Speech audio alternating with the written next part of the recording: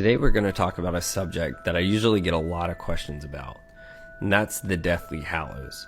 Specifically, we're going to be talking about the path of the Deathly Hallows in detail, all the way up to where they are at this point in time today in the Wizarding world. And that's the Invisibility Cloak, the Resurrection Stone, and yes, the Elder Wand. Let's start where it all began, at the Tale of Three Brothers. The Tale of Three Brothers involves the three Peveril brothers that cheated death to receive three gifts. The tale goes, there were once three brothers who were traveling along a lonely, winding road at twilight.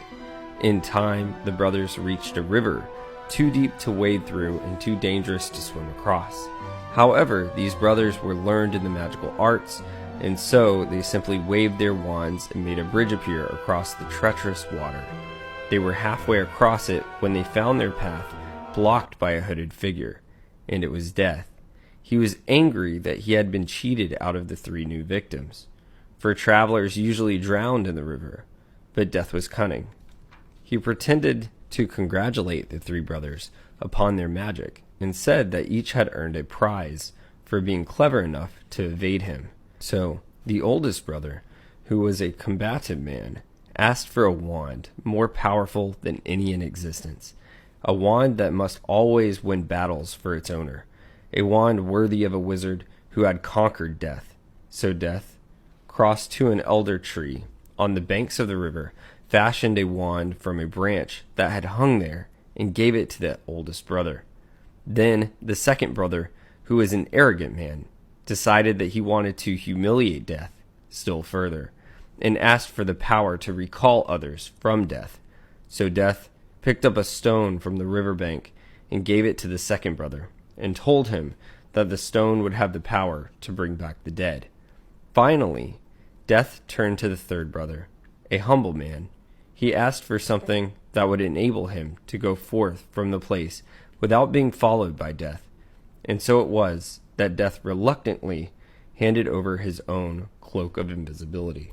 So now, let's discuss the Hallows as we see them in the Harry Potter series in regards to the brothers that receive them. Ignotus, the Invisibility Cloak, Cadmus, the Resurrection Stone, and Antioch, the Elder Wand. The Invisibility Cloak. Ignotus was the humblest and wisest of the brothers and didn't trust Death. This Hallow became the most useful Hallow for Harry Potter himself. Death searched for many years, but was never able to find Ignotus until an old age.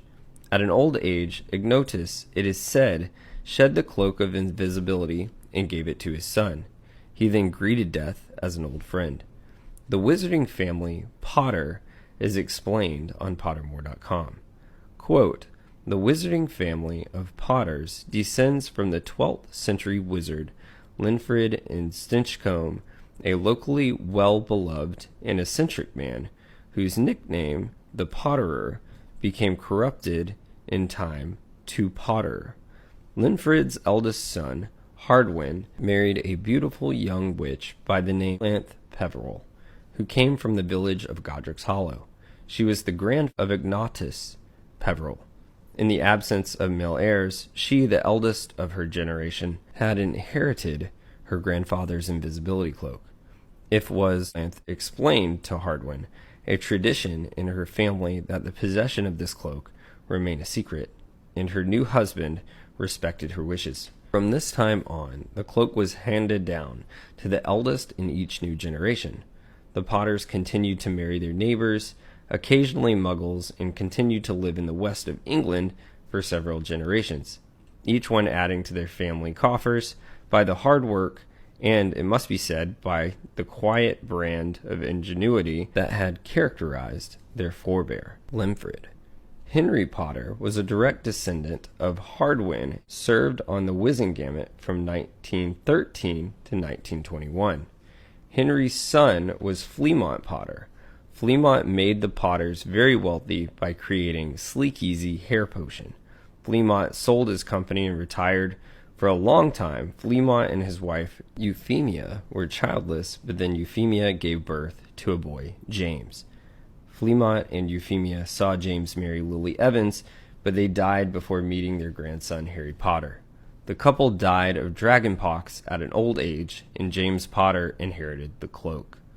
James and Lily Evans were killed by Voldemort, and the Cloak of Invisibility was kept safe for years, until Dumbledore gave it as a Christmas gift to Harry Potter. Quote, his next present also contained candy, a large box of chocolate frogs from Hermione. This only left one parcel. Harry picked it up and felt it. It was very light. He unwrapped it. Something fluid and silvery gray went slithering to the floor where it lay in gleaming folds. Ron gasped. I've heard of those, he said in a hushed voice, dropping the box of every flavored beans he'd gotten from Hermione. If that's what I think it is, they're really rare and really valuable. What is it? Harry picked the shiny, silvery cloth off the floor. It was strange to the touch, like water woven into material. It's an invisibility cloak, said Ron, a look of awe on his face. I'm sure it is. Try it on. Harry threw the cloak around his shoulders, and Ron gave a yell. It is! Look down! Harry looked down at his feet, but they were gone. He dashed to the mirror. Sure enough, his reflection looked back at him.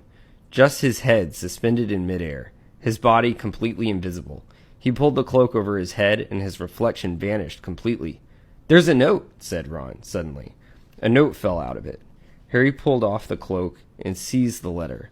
Written in narrow, loopy writing he had never seen before were the following words. Your father left this in my possession before he died. It is time it was returned to you. Use it well. A very Merry Christmas to you. There was no signature. Harry stared at the note. Ron was admiring the cloak. I'd give anything for one of these, he said.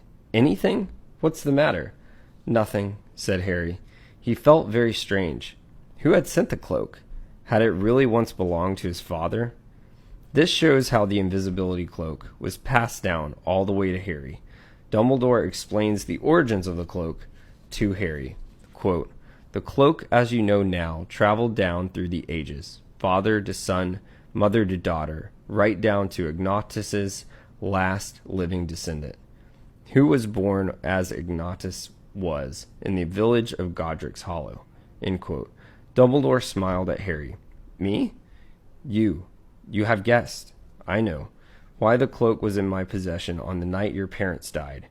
James had showed it to me just a few days previously. The invisibility cloak was used often by Harry, Ron, and Hermione during their time at Hogwarts and played a significant role in their journey to ultimately defeating Voldemort. The Elder Wand.